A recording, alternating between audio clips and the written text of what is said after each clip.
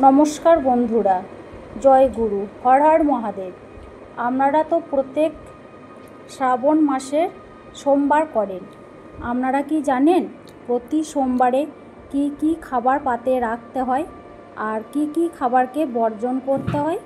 যদি না জেনে থাকেন তাহলে আমার ভিডিওটি দেখুন, আপনারা সরাসরি বুঝতে পারবেন যে আপনারা পাতে কি কি খাবার রাখবেন আর কি কি খাবারকে বর্জন করবেন।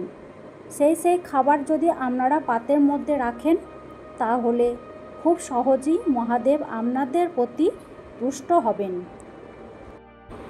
শ্রাবণ মাসে ভগবান শিব এবং মা পার্বতীর পুজো করা হয়। এছাড়াও গুরুত্বপূর্ণ তিথিতে উপবাস রাখা হয়। শ্রাবণ মাসের সমস্ত সোমবার উপবাস রাখা সবচেয়ে পুণ্যবান বলে বিবেচিত হয়। যারা সারা বছর কোনো উপবাস রাখেন না তারাও মহাশিবরাত্রি এবং শ্রাবণ সোমবার উপবাস রাখেন।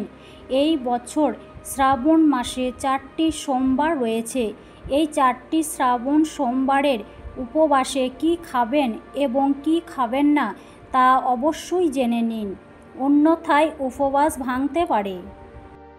শ্রাবণ সোমবারের উপবাসে কি খাওয়া উচিত? শ্রাবণ সোমবারের উপবাসে কেবল নিরামিষ খাবার খাওয়া হয়। ফলের সালাদ, সবজি, সাবুদানা, খিচড়ি এবং ক্ষীর, মোট ধান বা সামা চালের ভাত, কাঁচা কলার টিক্কি খাওয়া উপযুক্ত বলে মনে করা হয়।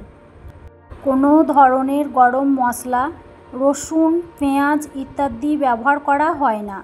এছাড়া মনে রাখবেন যে আপনি যদি লবণ খান তবে তা কেবল শিলা লবণ হওয়া উচিত।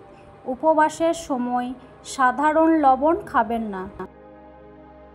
শ্রাবণ সোমবারের উপবাসে কি খাবেন না?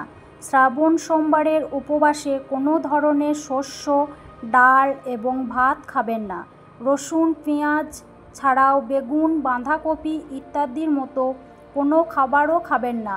পুরো শ্রাবণ মাস জুড়ে আমিষ খাবার বা নেশাজাতীয় খাবার খাওয়া ভুল করবেন না, না হলে ভগবান শিব রুষ্ট হবেন। সাধারণ লবণ খাবেন না। শ্রাবণ মাসে ভুলেও করবেন না এই কাজগুলো। শ্রাবণ মাসের 4টি সোমবার ভুলেও আমিষ আহার গ্রহণ করবেন না। শ্রাবণ মাসে চিকেন খাবেন না। পুরোপুরি কালো রঙের পোশাক পরবেন না।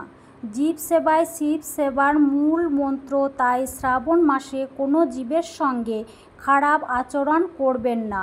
আপনিও যদি ভগবান শিবের ভক্ত হন এবং মনে প্রাণে বিশ্বাস করেন বিপদে পড়লে রক্ষা করলেন ভগবান শিব, তাহলে একটি লাইক দিয়ে মনোবাঞ্ছা পূর্ণ করবেন। ওম নমঃ শিবায়। তাহলে বন্ধুরা, এখানে যে খাবারের বর্জন করার কথা বললাম সেই সমস্ত খাবারগুলোকে অতি অবশ্যই শ্রাবণ মাসে প্রতি সোমবারে বর্জন করবেন।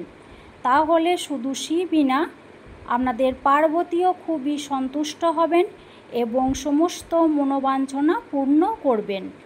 যদি ঘরে কোনো অভাব অনটন থাকে, পয়সার কোনো দুর্গতি হয়ে থাকে, তাহলে খুব সহজেই আপনারা স্বাচ্ছন্দ্য বোধ করবেন। তো অতি অবশ্যই এই খাবারগুলোকে পাতে একেবারেই আনবেন না। আনলে মহাদেব খুবই তুষ্ট হবেন এবং আপনার সমস্ত মনের আশা পূরণ করবেন। নমস্কার বন্ধুরা।